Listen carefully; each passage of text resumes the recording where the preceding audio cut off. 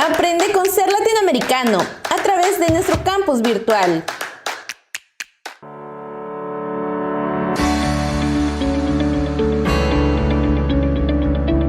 Bienvenidos al segmento Aprende con Ser Latinoamericano. Mi nombre es Katy Mendoza, soy árbitro y adjudicadora especialista en contrataciones públicas. El día de hoy vamos a tratar de responder a la interrogante ¿cuándo recusar a un árbitro? Para responder a esta interrogante es importante que tengamos en consideración cuáles son los deberes de los árbitros. Y esencialmente son 3 los deberes que tienen todo árbitro desde que acepta su designación hasta la emisión del laudo. Y estos deberes son el deber de independencia, el deber de imparcialidad y el deber de revelación.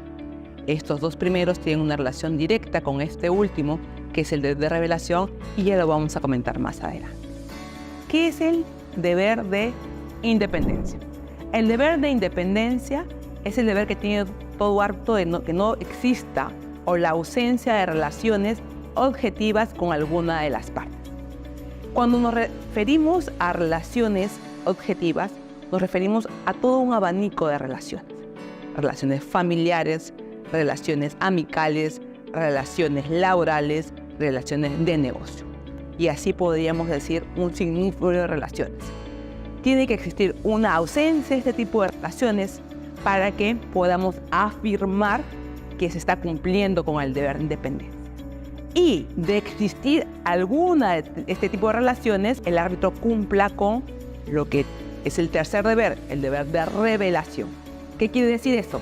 Que si es que alguna relación de estas existiese, el árbitro debe cumplir con revelarlas. Entonces, por eso mencionábamos hace un momento que el deber de independencia tiene una relación directa con el deber de revelación. Otro segundo punto importante es tener en cuenta el deber de imparcialidad. El deber de imparcialidad es un deber más abstracto, más difícil de cumplir. ¿Pero qué implica esto? Implica que el árbitro trate a ambas partes de manera igual, por igualdad. Casos concretos para que lo podamos analizar en la práctica. Si un árbitro otorga a una de las partes un plazo establecido de 10 minutos para que haga uso de la palabra, tendrá que darle también un plazo similar a la otra parte en el momento de la audiencia. Igual para correr traslado de escritos en los cuales no se hayan establecido plazos por acuerdo de las partes. Partes no han establecido plazos y el tribunal tiene que disponer el plazo de cualquier escrito que se presente, a ambas partes se le tiene que poner en conocimiento del mismo y otorgar la misma oportunidad por el mismo lapso de tiempo. Si es que eso no fuese así, y si a una se le otorga 5 y a la otra 3 días, o 10 y el otro 5, esas diferencias de trato durante el desarrollo del proceso implicarían definitivamente una falta al deber de imparcialidad. Finalmente, ¿cuál es el tercer deber? El deber de revelación. El deber de revelación se inicia, como lo dijimos hace un momento, desde que se acepta la designación hasta la emisión del laudo. No existen razones y el árbitro tiene que revelar apenas se genere el hecho que implica sea revelado. No debe haber una demora. Normalmente no se establece un plazo, ningún reglamento ni la normativa establece un plazo para que el árbitro cumpla con este deber de revelación. Sin embargo, se entiende que tiene que ser de manera inmediata que el árbitro debe cumplir con este deber de revelación. Teniendo en claro cuáles son los deberes u obligaciones que tiene todo árbitro al momento de aceptar el encargo, ahora vamos a responder a la pregunta de ¿qué es una recusación? ¿Qué es una recusación, señores? La recusación no es otra cosa que el cuestionamiento al árbitro. Un cuestionamiento que se sustenta en determinadas causales.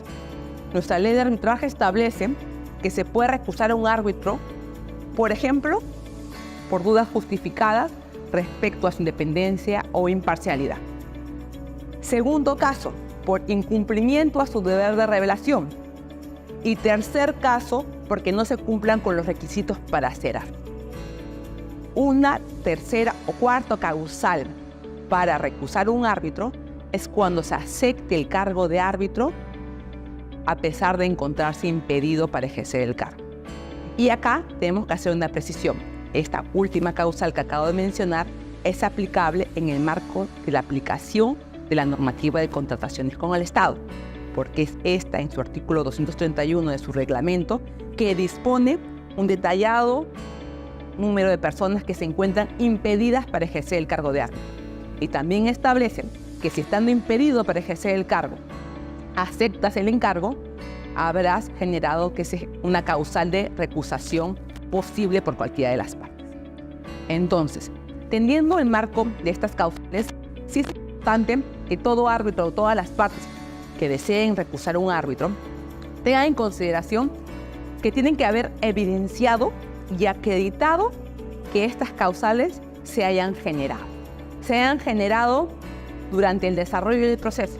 Y pueden ser porque aceptó el cargo por encontrarse impedido, porque no reveló algún hecho que tomó que debía haber revelado porque implicaba una relación que vulneraba el deber de independencia del árbitro, y en esos casos el abogado o la parte que considere que se ha acreditado esta situación podrá válidamente interponer una recusación. Hemos señalado en cuanto al tema de fondo cuándo se debe recusar un árbitro por un tema de fondo. En temas de forma, ¿qué cosas se tienen que tener en consideración?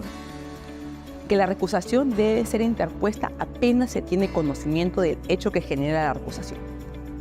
No puede ser interpuesta después de un año, después de algunos meses, cuando la parte sienta que el proceso le puede ir no a su favor o siente que el proceso puede concluir de manera desfavorable.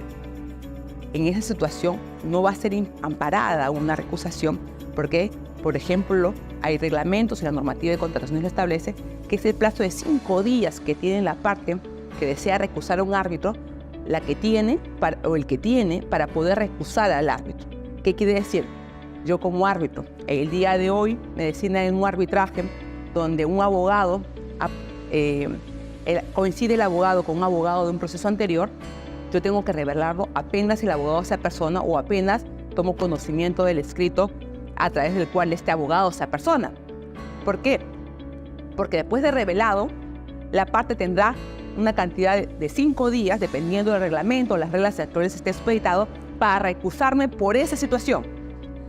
Vencido este plazo o un plazo razonable, porque algunos reglamentos señalan un plazo razonable y eso ya queda a criterio de cada consejo, de cada centro de arbitraje, la parte corre el riesgo de que si se plantea fuera de un plazo determinado o razonable, esa recusación sea declarada improcedente porque no ha sido oportunamente interpuesta. Hay 3 temas que sí son muy importantes que se tengan en cuenta para que una recusación se entienda como una recusación correcta. Primero, tener en cuenta que ya hay varios centros de arbitraje que actualmente sancionan a abogados que interponen recusaciones maliciosas, que lo único que buscan es dilatar el proceso, porque este mecanismo del que estamos hablando, si bien es un mecanismo que las partes tienen para cuestionar a un árbitro que considera no tiene la independencia o imparcialidad para resolver el caso, lo cierto es que también hay partes que indebidamente utilizan este mecanismo para dilatar el desarrollo del proceso. Ante estas situaciones que en la práctica se han dado, hay muchos centros que ya vienen incorporando a sus reglas la posibilidad de sancionar a los abogados que indebidamente presenten estas recusaciones. Un segundo punto que hay que tener en cuenta es que ya el reglamento de la Ley de Contrataciones del Estado establece expresamente que cuando hayan más de 3 recusaciones fundadas en un mismo arbitraje y que éstas hayan sido desestimadas, ya no va a haber posibilidad de poner una 4ª recusación. ¿Por qué? Porque el proceder y el resultado que ha generado las recusaciones indebidamente planteadas que han sido desestimadas implicarán que se entienda que lo que se está buscando no es cuestionar válidamente a un árbitro, sino solo dilatar el proceso. Y un tercer punto que es importante tener en consideración y está aunado a uno de los puntos que hemos conversado previamente es el hecho de que se tiene que tener en cuenta que la posibilidad de recusar solo está vigente para las partes o es posible para las partes antes de fijar el plazo para laudar. Luego de fijado el plazo para laudar, toda recusación interpuesta debería ser declarada improcedente. Sin embargo, eso no es obstáculo para que el árbitro recusado o frente al cual al que se estuviese cuestionando no puede evaluar por los hechos que se alegan su apartamiento del proceso. Porque recordemos que también todo esto está aunado a la posibilidad final de la parte que cuestiona y no es estimada su recusación de poder ir a una anulación del acto. Muchas gracias y espero que la información brindada ha sido de utilidad para todos.